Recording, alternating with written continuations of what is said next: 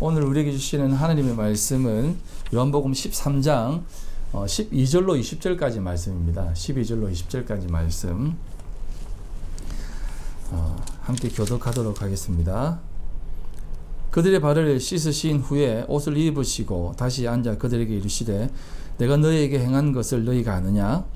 너희가 나를 선생이라 또는 주라 하니 너희 말이 옳도다. 내가 그러하다. 내가 주와 또는 선생이 되어 너희 발을 씻었으니 너희도 서로 발을 씻어 주는 것이 옳으니라. 내가 너희에게 행한 것 같이 너희도 행하게 하려 하여 오늘 내가 진실로 진실로 너희에게 이르노니 종이 주인보다 크지 못하고 보냄을 받은 자가 보낸 자보다 크지 못하니 너희가 이것을 알고 행하면 복이 있으리라. 내가 너희 모두를 가리켜 말하는 것이 아니니라. 나는 내가 택한 자들이 누구인지 알미라. 그러나 내 떡을 먹는 자가 내게 발꿈치를 들었다 한 성경을 응하게 하려는 것이니라.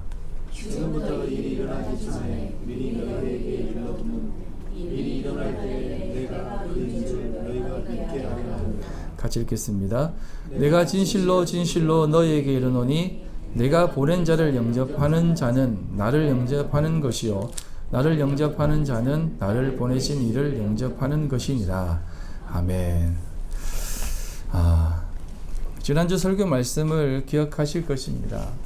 하나님께서 우리에게 인도하시는 그 삶은 오직 하나님의 뜻 안에서 우리의 삶 가운데 일어나는 것이고 또 그 삶이야말로 가장 복된 삶이다라는 것을 여러분들에게 말씀을 드렸습니다.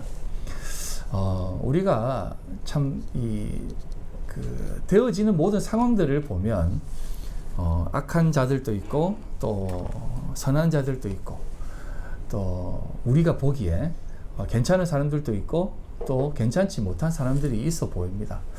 하지만 하나님 보시기에는 그런 모든 것들의 기준과 생각들이 다르다라는 것을 조금은 생각하시고 이 삶을 바라보는 시각이 우리들에게 있어야 될 줄 믿습니다. 거시적인 시각, 미시적인 시각 이렇게 표현하기는 하지만 우리가 그 속을 들여다보지 못하는 상황 가운데에서 사람들을 이렇게 보여지는 표면적인 것으로 바라보게 되면 그 사람이 진짜 마귀인지 천사인지는 전혀 구분이 되지 않는다는 겁니다. 그리고 우리들에게 어떻게 그 사람이 다가와지게 되고 허락되어지는지도 전혀 모르는 것입니다. 그렇기 때문에 항상 우리의 연약함과 부족함을 아시는 하나님 앞에 의지하고 세상을 바라볼 수 있는 실력을 키우시는 게 참 중요합니다.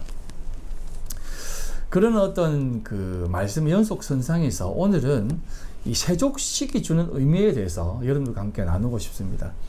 먼저 예수님께서는 이제 옷을 다시 입으십니다. 입으시고 제자들에게 이렇게 말씀하십니다. 주와 선생으로 나를 부르는데 맞다. 내가 주와 선생이 되어 너희의 발을 씻어 주었다. 그러니 너희도 서로 발을 씻어 주는 것이 옳으니라 라고 하십니다. 세족식이 무엇이길래 예수님은 마지막 만찬의 자리에서 제자들의 발을 씻기시고 그것뿐만 아니라 제자들에게 너희도 서로 발을 씻어 주는 것이 옳다라고까지 말씀을 하시느냐 이 말입니다.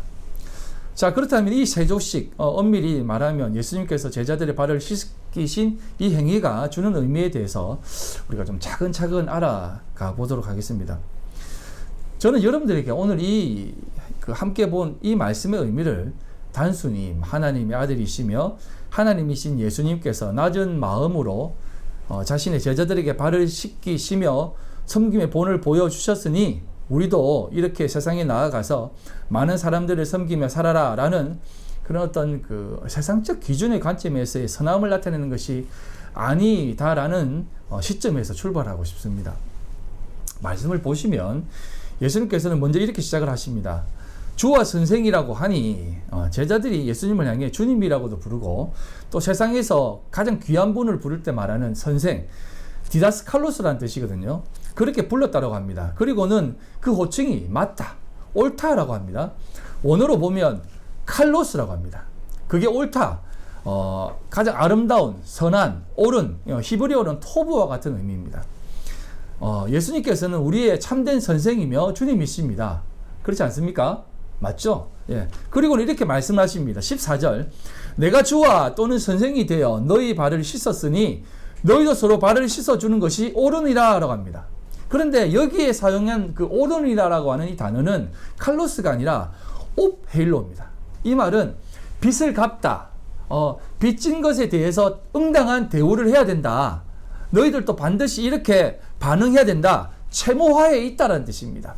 그러니까 예수님께서 행하신 이 참된 행위, 참된 선한 행위인 이 발씻음의 행위를 내가 주와 선생으로 너희에게 행했으니 너희도 받은 그대로 행하여야 하며 갚아야 한다라는 의미로 생각할 수 있다 이 말입니다. 그렇다면 우리는 지금도 많은 사람들의 발을 씻겨야 하며 또 그렇게 행사 때마다 성찬식을 하듯 세족식을 해야 합니다. 물론 로마 교행청에는 이 세족식을 매년 행합니다. 그 고난주간 있죠. 그래서 성모교일이라고 하거든요. 거기에 그때 이게 세족식을 행하는데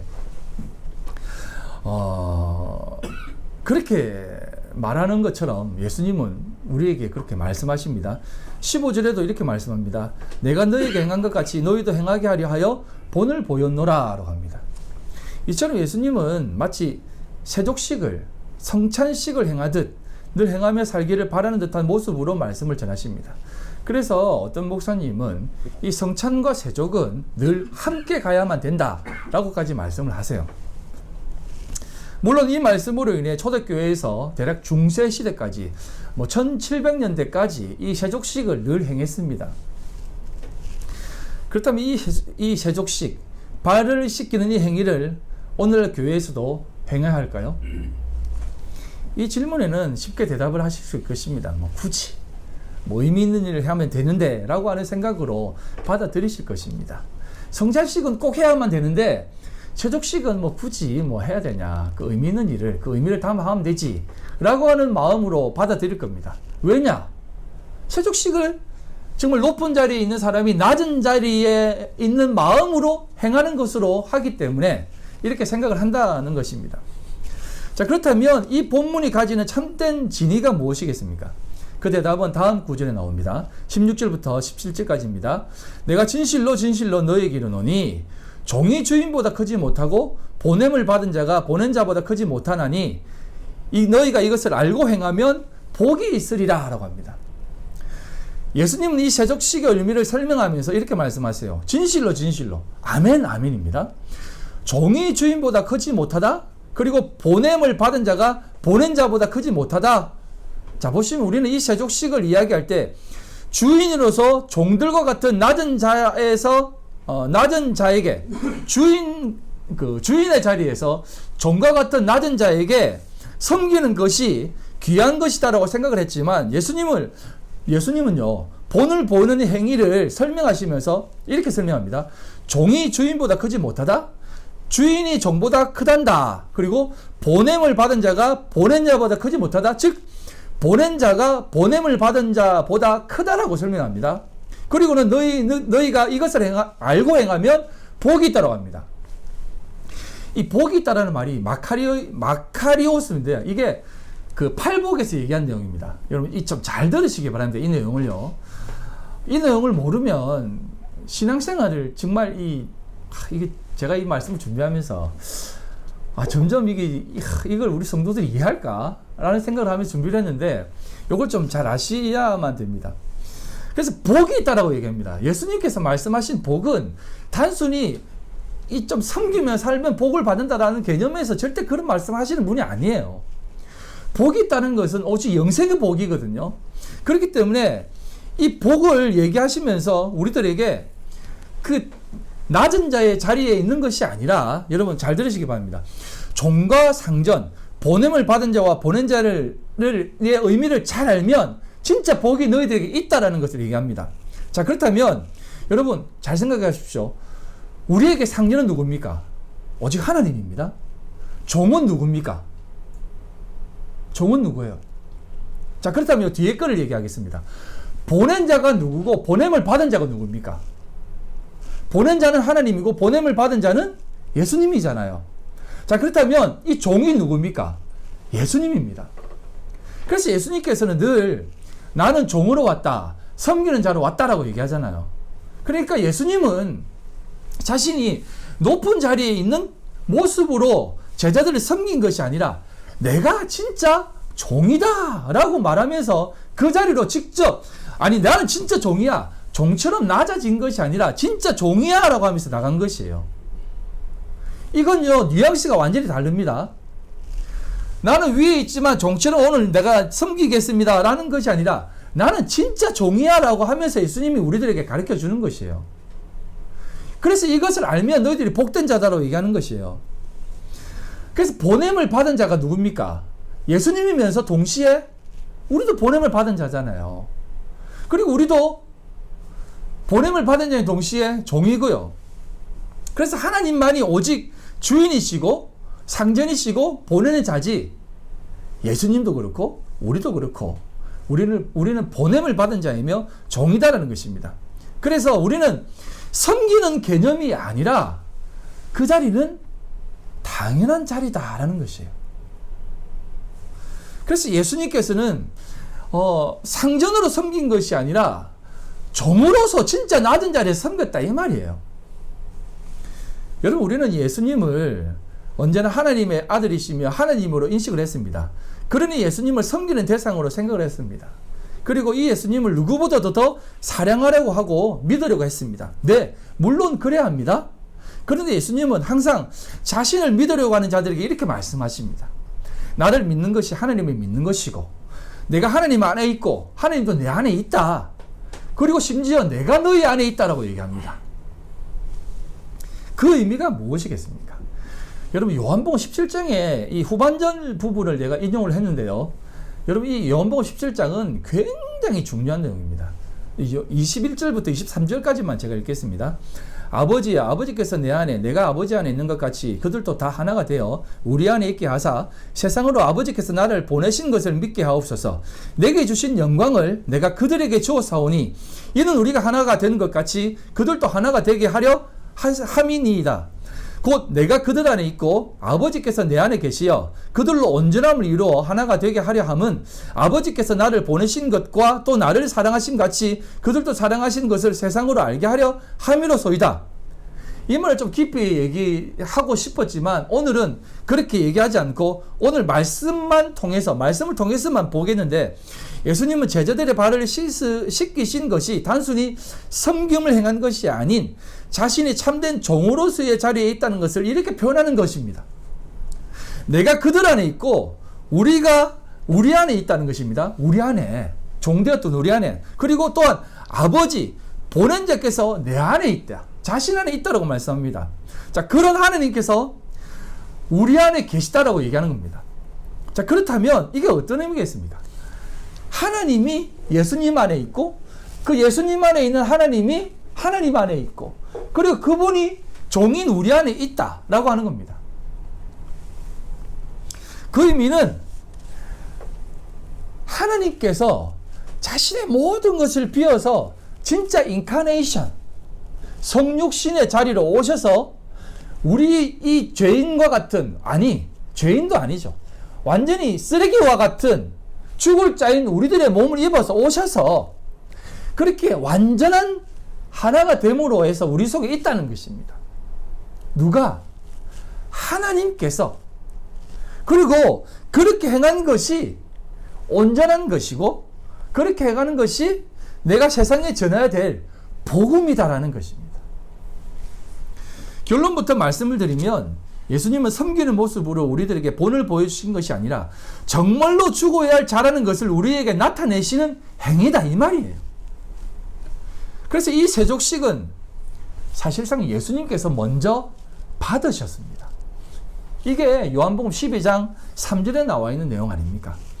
마리아는 지극히 비싼 향유 곧 순전한 나드 한 근을 가져다가 예수님의 발에 붓고 자신의 머리털로 그 발을 닦으니 향유 냄새가 집에 가득하더라. 그리고 이 내용을 마태복음 26장 22절에 이렇게 얘기합니다. 이 여자가 내 몸에 이 향유를 부은 것은 내 장례를 위하여 함이라라는 겁니다. 여러분, 장례라는 것이 그냥 죽음의 자리를 위해서 이렇게 하셨다라고 얘기하는데, 여러분, 사람이 죽음의 자리로 간다는 것은 죽을 자가 된 것을 얘기하는 겁니다. 그래서 여러분, 세족식을 행하는 것은 너는 이제 죽을 자가 되었다는 개념이에요.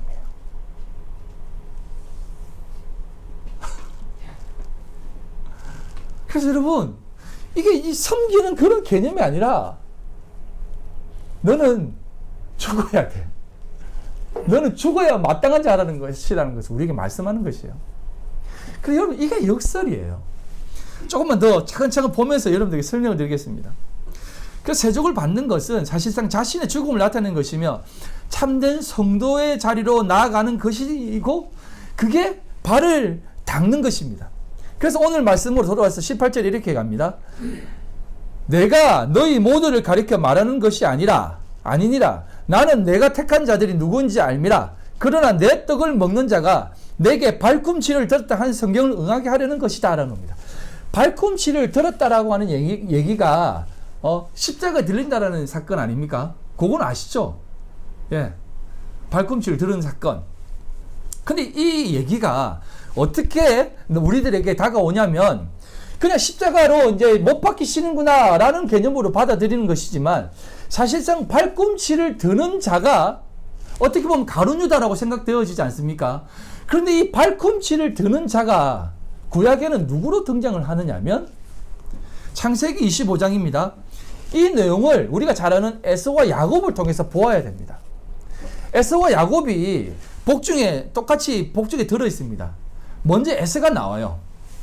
자, 그 해산 기한이 찬즉 태의 상둥이가 있었는데 먼저 나온 자는 붉고 전신이 털옷 같아서 이름을 에서라 하였고 후에 나온 아우는 손에서 에서의 발꿈치를 잡았으므로 그 이름을 야곱이라 하였다라고 합니다. 보시면 그래서 야곱을 발꿈치를 잡는 자라고 얘기합니다.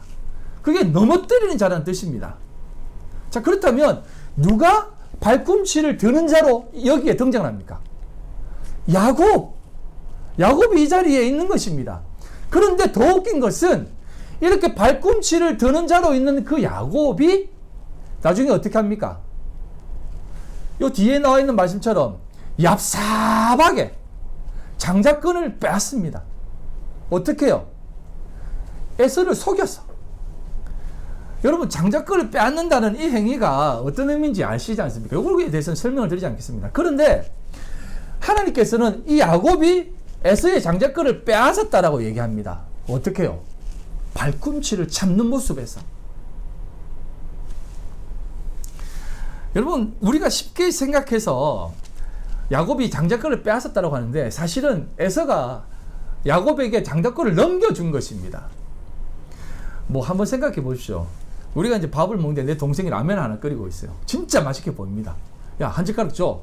안 돼, 형. 내 거야. 아이씨. 그러면 한 젓가락 주면 내가 형한테 내가 형이고 형이 나한테 동생이 되는 거야? 알았다. 형님 한 젓가락 주소. 그러면 한 젓가락 딱 먹는 순간 뭐 동생한테 뭐 형님이라 합니까? 다 먹고 나서 빨리 한 개 더 끌어온다. 그러지 않겠습니까? 여러분, 팥죽 한 그릇으로 뭐 팔았는데 그 장자권이 진짜 넘어갔다고 생각하세요? 이거는요, 복음을 설명하는 겁니다. 야곱이 어떤 자이며 어떤 자가 어떻게 장자가 되는지에 대한 것을 설명하는 것이에요. 그래서 제가 이 내용을 지난번에 한번 설명을 드렸듯이 이 발꿈치를 잡는 자가 가룟 유다이며 제가 일전에 설명했듯이 아간을 통해서 십자가를 보아야 된다고 설명을 드리지 않습니까? 여호수아 7장입니다. 오늘 조금 구체적으로 설명을 드리겠습니다. 여호수아 7장 1절입니다. 이스라엘 자손이 온전히 바친 물건으로 말미암아 범죄하였으니 이는 유다 지파 세라의 증손 삽디의 손자 갈미 아들 아간이 온전히 바친 물건을 가졌습니다. 여호와께서 이스라엘 자손들에게 진노하시니라 라고 합니다. 그리고 24절로 26절에 이제 보면 그걸로 인해서 아간이 잡힙니다. 그리고 이렇게 얘기합니다. 이스라엘 모든 사람과 더불어 세라의 아들 아간을 잡았다고 합니다. 세라가 누구냐면 유다가 다말을 통해서 낳은 아들입니다. 그 내용은 여러분들이 설명 안 해도 아시죠? 다말은 유다의 며느리입니다. 유다 지파가 어떤 존재라는 것을 드러내고 또 세라가 어떤 자식을 낳는지를 보여주면서 아간이 그런 존재다라는 것을 얘기합니다. 그리고 아간이요, 여러분, 그 당시 아간의 장막이라고 얘기하는데 뭐 개인 텐트라고 생각하세요? 장막을 생각하세요? 아간의 장막, 뭐 아간의 아들의 장막, 부모의 장막이 따로 있었다고 생각하세요? 아닙니다. 같이 있어서 아간 집안의 장막이에요. 그러면 그 집안의 모든 식구가 다 그런 자다라는 것을 확인시켜 주는 겁니다. 그래서 아간은 물건이와 그와 함께 있는 가축, 물건까지 다 가져와 가지고 아골 골짜기에서 돌을 들어서 다 칩니다. 아간은 물건이와 그의 가족들도 돌로 치고 물건들까지 돌로 칩니다. 이해되십니까? 그걸 뭐라고 얘기하냐면 아골 골짜기라고 합니다. 그런데 이 내용이 신약에 와서 돌을 들고 등장하는 장면이 하나 나옵니다. 그 내용이 어디냐면 요한복음 10회장에 나와 있는 가늠한 여인에 대한 얘기입니다. 가늠한 얘기. 예. 그 여인에 보면 현장에서 가늠한 여인이 잡혀옵니다. 그리고 전부 다 모든 남자들이요 돌을 다 들고 나타납니다. 그리고 예수님한테 물어봅니다. 자, 현장에서 잡혀있는 가늠한 여인입니다. 어떻게 합니까, 예수님? 돌로 쳐 죽여야 되는 거 아닙니까? 어떻게 할까요? 라고 하니까 예수님이 어떻게 합니까? 바닥에 글을 씁니다. 그리고 얘기합니다. 죄 없는 자가 돌로 치라라고 합니다. 그때 그들이 네! 하면서 돌을 던졌습니까? 그 돌을 다 들고 그 자리에서 다 떠납니다. 그 말은 그들 자신이 돌에 맞아야 될 자다라는 것을 확인시켜 주는 것입니다. 그리고 심지어 뭐라고 하냐면 나도 너를 정죄하지 않는다라고 합니다. 다시 말씀드리면 예수님 자신도 돌에 맞아야 될 자라는 것을 확인시켜 주는 것이에요. 아간은 돌에 맞아 다 죽었습니다. 그런데 예수님은 그 돌을 들고 쓴 자리에 있는 것이 아니라 자신도 돌에 맞아 있는 자리라는 것이에요. 그래서 나중에 어떻게 해야 됩니까? 죽어야 될 자신이 정말 모든 사람의 그 돌을 맞고 죽는 것입니다. 예수님이 아간의 자리에 가시는 것이고 예수님이 가롯 유다의 자리에 가는 것이고 유다 족속과 같은 그 자리에 간 것입니다. 그래서 여러분 성도의 길은 복음의 길은 발꿈치를 드는 자리라고 우리가 생각하지 않습니까? 그런데 여러분 세족식을 한번 생각해 보십시오. 가룟 유다가 예수님의 발꿈치를 들었습니까? 네! 그것도 맞습니다. 그런데 예수님께서는 어떻게 하시냐면 나도 너희들의 발꿈치를 든다라고 하시면서 그 발꿈치를 들어서 발을 닦는 것입니다. 내가 그 자리에 나도 그 자리에 간다는 것입니다. 그래서 돌로 맞아 죽잖아요, 예수님이. 그렇게 하심으로 그 아간이 맞았던 그 자리를 예수님이 다 덮어쓰고 진짜 맞아 죽는 것이에요. 아간의 범죄를 자신이 다 담아서 그렇게 아간이 죽고 이스라엘 백성들에게는 하나님의 진노가 그쳐집니다. 온전한 제물이 완성이 되어지는 것이에요. 그게 영단번의 제사라는 것이고요. 그 세족식이라는 것은 예수님이 나도 너희들 앞에 발꿈치를 드는 자로 자리할 것이다라는 것을 얘기하시는 것이고 심지어 나도 지금 너희들에게 본을 보였으니 너희도 그 본을 받아야 된다는 것입니다. 그게 무슨 말이죠, 목사님? 우리가 발꿈치를 드는 자라고요? 그러면 우리가 마귀고요. 우리가 가룟 유다고 우리가 아간이란 말입니까? 예. 그 아골 골짜기 사이에 있는 그 돌들, 그게 우리가 예수님 앞에 들고 있었던 다 그 돌입니다. 그 돌을 아골 골짜기에 다 던져놓고 쌓아놓고 그 쌓아놓은 돌무기 위에 뭐가 씁니까? 골고다 언덕에 세우신 그 십자가로 예수님이 쓰시는 것입니다. 그래서 그 자리가 우리의 자리이고 우리가 그 자리에 그 돌에 맞아 죽어 십자가로 살아낸다는 것입니다. 그래서 오직 은혜라는 것입니다. 그 고백이 우리들에게 있을 때 우리는 그리스도와 함께 살아낸다는 것입니다. 그게 발 씻기심의 자리이고 그게 우리에게 그 삶을 살게 하시는 그 눈물의 씻기심이다 이 말입니다. 우리의 길, 그 죽음의 길을 위한 씻기심이며 발꿈치가 들리는 자리이기 때문입니다. 여러분은 이제 발꿈치를 잡는 자가 아닙니다. 예수님께서 발꿈치를 잡아 들려야 하는 자리에 있는 자입니다. 그게 들리는 자리이며 성도로서의 하늘의 자리입니다. 예수님이 우리의 발꿈치를 들어 우리들에게 그 발꿈치를 드는 자리에 본을 보여서 너희들도 사람들에게 그 발꿈치를 드는 자리에 있어야만 된다라고 하시면서 너희들도 그것을 경험하고 이제 너희들도 그 삶을 사람들에게 가르쳐 주어야 된다는 것을 말씀해 주시는 것이에요. 그래서 19절로 20절에 이렇게 얘기합니다. 지금부터 일이 일어나기 전에 미리 너희에게 일러둠은 일어날 때에 내가 그인 줄을 너희에게 믿게 하려 함이로라. 예수님이 그렇게 돌로 맞아 죽는 그 자리를 제자들은 상상도 못했습니다. 상상도 못했어요. 세족식의 그 자리에서 예수님이 그 자리로 내려가는, 돌에 맞아 죽어야 될 자로 내려가는 그것을 상상도 못했다는 것입니다. 그런데 내가 그 자리에서 너희들을 위해 다 죽어야만 되는 자리에 내려가야 될 것을 내가 미리 너희들에게 말하는 것이야. 그래서 너희들에게 내가 자꾸 죽는다라고 얘기하는 것이야. 그리고 그것을 좀 알아야만 된다는 것을 알려주신 것입니다. 그리고 내가 진실로 너희에게 이르노니 내가 보낸 자를 영접하는 자는 나를 영접하는 것이요 나를 영접하는 자는 나를 보내신 이를 영접하는 것이다라고 말씀하시는 것입니다. 제자들은 아무도 몰랐습니다. 높은 자리에 있는 자가 섬기는 자리에 있는 것으로 생각했지 진짜 예수님이 아간의 자리, 가룟 유다의 자리로 내려간다는 것을 몰랐습니다. 그냥 그렇게 살아가야만 되는 줄 알았지. 하지만 우리들에게 그것을 가르쳐 주시면서 너희들도 그 자리에 있어야 된다는 것을 가르쳐 주시면서 이렇게 얘기하는 것입니다. 아멘 아멘 진실로 너희에게 이르노니 나 보낸 자를 영접하는 것이 나를 영접하는 것이다 라고 얘기합니다. 자, 주님이 보내는 자가 누굽니까? 조금 1차적인 모습으로 여러분들에게 설명하겠습니다. 여러분 나중에 베드로 12제자가 다 사라지고 누가 등장합니까? 우리들이 잘 아는 사도 바울이 등장합니다.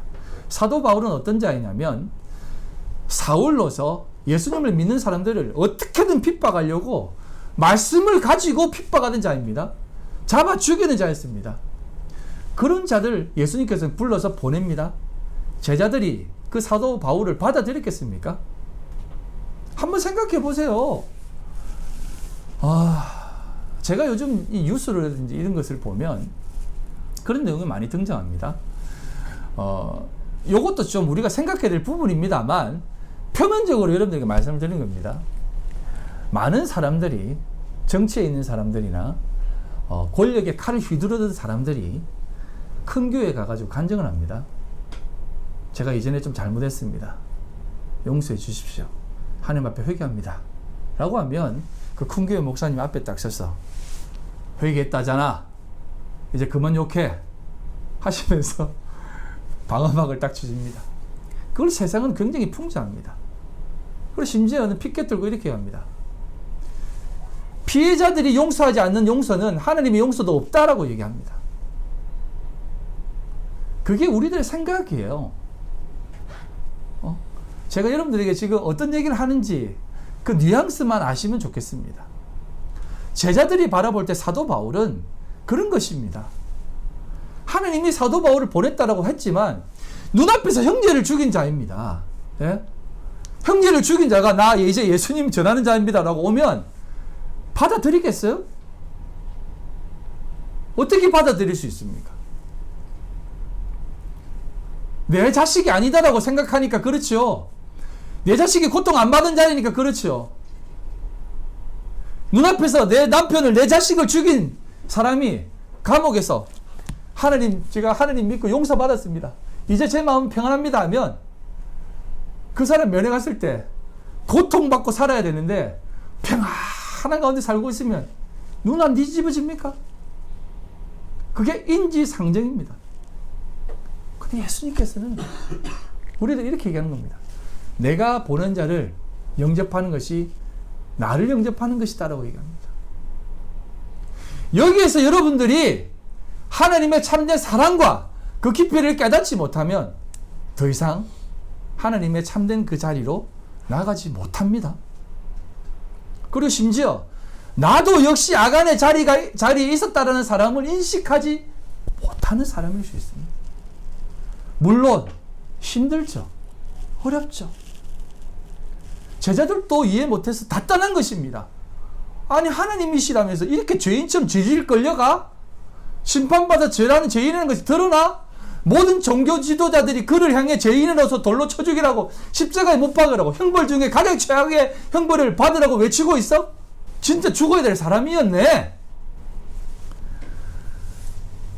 우리가 그것을 이해하지 못하면 예수님이 보낸 자도 이해하지 못합니다. 베드로 마찬가지입니다. 짐승처럼 여기고 개처럼 여기고 정말 쓰레기와 같이 여겼던 그 이방인들에게 너 가서 복음 전해라고 했을 때 제가 어떻게 전합니까? 저들에게. 나 정결한 사람이고 그동안 지킨 게 어떤 건데 못 갑니다. 여러분 다 아시니까 쉽게 생각하죠. 이 베드로도 못 간다고 했다니까요. 예수님이 12제자인 수제자인 베드로도 못 간다고 했다니까요. 이상까지 보여주면서 가라고 했지만 못 간다고 했다니까요. 근데 가서 복음을 전하니까 성령이 임하니까 기이하게 여겼다니까요. 심지어 교회에 보고하니까 어떻게 그런 일이 일어날 수가 있지라고 하면서 놀란 것이 아니라 기이하게 여겼다니까요. 기이하게 여겼다니까요. 오늘날 많은 성도들이 지금도 이렇게 눈이 가려져 있다는 것을 우리는 너무나 모르고 있다는 것입니다. 그러나 여러분, 이 세족식의 의미는 예수님이 단순히 섬기는 자리에 가서 자 내가 잘 섬겼으니까 너희들 이렇게 잘 섬겨 알았지? 높은 자리에 있지 마 라는 것이 아니라 예수님이 발꿈치를 드는 자의 자리, 야곱과 같은 자리, 아간과 같은 자리, 가룟 유다와 같은 자리에 가셔서 너희들을 지금 섬기고 있으니 너희들도 그 자리에 있다는 것을 인식하고 사람들에게 나아가야 된다는 것을 가르쳐주는 것입니다. 그래서 복음을 전할 때 여러분 나는 이렇게 해서 예수님 믿어서 잘 됐어요. 여러분들도 잘 될 수 있어요. 라는 것이 아니라 나같이 쓰레기도 하나님이 사랑하신대요. 나같이 못난 자도 나같이 부족한 자도 하나님이 사랑하신대요. 그러니 당신도 반드시 용서받을 수 있어요. 나도 당신보다 더하면 되지 못하지 않는 자입니다. 라고 하는 그 고백이 세족식의 의미다라는 것입니다. 말씀을 정리하겠습니다. 예수님께서 제자들에게 보이신 그 행위는 참된 그리스도인의 삶이 무엇인지를 제자들에게 보여주고 또한 내가 먼저 그 삶을 살으니 너희도 이와 같이 살아야 한다라는 뜻으로 행하신 발 씻기심입니다. 그 삶과 그 자리는 유대의 자리이며 아간의 자리이며 야곱의 자리이며 심지어 가룟 유다와 같은 자리라는 겁니다. 그런 자리이지만 예수 그리스도께서는 친히 그 삶과 그 자리 그리고 우리들에게 그 자리 가지 못하게 하는 참된 본을 보이시며 우리들에게 그것을 보여주신 것입니다. 이제 더 이상 그 자리에 가지 마라 라고 하는 것을 보여주신 것입니다. 그 자리에 가는 것이 죽는 것이라는 것을 보여주시는 것이에요. 예수님은 겉옷을 벗으십니다. 자신의 모든 것을 벗으시는 십자가 자리를 말씀하는 겁니다. 수건을 허리에 두르십니다. 진리를 깨닫게 하시는 자리입니다. 그리고 발을 닦으십니다. 발을 가리우시는 것입니다. 사랑하는 성도 여러분, 이 세상을 살아가는 모든 삶은 이렇게 참된 하나님의 뜻을 깨달아 우리도 오늘날 성도로서 하루하루 살아가게 하는 삶이 무엇인지 또 살아가게 하시는 삶이 무엇인지를 깨달아가는 삶입니다. 그러니 이 세상 가운데에서 하나님을 더 깊이 깨달아 알아가십시오. 그리고 더 그 자리에 있는 자신을 발견하시고 하나님밖에 우리를 구원하실 자가 없으시구나라는 것을 깨달아 하시고, 그래서 세상은 저렇게 교만한 가운데서 잘난 척하며 자신의 것만 치장하며 저렇게 지옥의 자녀로 자라가는구나라는 것을 깨달아 오늘도 주님 앞에 믿음의 삶을 귀하게 살아가시는 우리 귀한 성도님들 다 되시기를 주님의 이름으로 간절히 소망합니다. 하나님 아버지, 감사합니다. 오늘을 살게 하시는 그 귀하고 복된 삶을 우리들에게 주심에 너무나 감사합니다. 한 성도가 이렇게 말했습니다. 목사님이 이끄는 삶은 참 쉽지 않네요. 그리고 목사님이 가라고 하는 그 길로 가면 너무 어려운 것 같아요. 네, 하나님, 성도의 삶이 그런 걸음임을 것 같습니다. 아버지 하나님, 그 걸음을 오늘도 힘있게 걷게 하여 주시옵소서. 광야를 지날 때 하나님이 우리를 도우신다는 것을 꼭 기억하게 해주십시오. 낮엔 해와 밤의 달로 우리를 돌보고 비추시고 인도하신다는 것을 꼭 기억하고 하나님만 붙잡고 나가는 삶이 되게 해주십시오. 세상 붙잡고 나가지 않게 해주시고 오롯이 하나님의 은혜만을 구하며 살게 해주십시오. 그리고 그 삶을 살아가는 우리의 성도들의 삶이 가장 고귀하게 될 줄 믿사오니 하나님, 우리 복된 아름다운 교회 공동체 모든 성도들이 그 삶 가운데에 거룩하고 복된 성도들 다 되게 하여 주시옵소서. 오늘도 빈손 들고 나오지 않고 하나님 앞에 겸손히 귀한 물질 드립니다. 하나님 기름 부어주시고 또 이 물질 하나님 앞에 사용되어질 때에 30배, 60배, 100배 결실 맺혀지게 하여 주시고 드린 손길 위에 하나님께서 크신 은혜 내려주셔서 만배로 갚아 주시옵소서. 하나님 기뻐 받아 주시옵소서. 지금은 우리 주 예수 그리스도의 그 크신 은혜와 아버지 하나님의 극진하신 사랑하심과 성령님의 교통인도 역사 충만하심이 오늘을 살게 한 하나님의 그 복된 자리를 사모함을 살기로 결심한 우리 모든 성도들을 머리 위와 그들의 가정과 직장과 사업과 삶의 모든 터전 위에 지금으로부터 영원토록 함께 있을지어다. 아멘.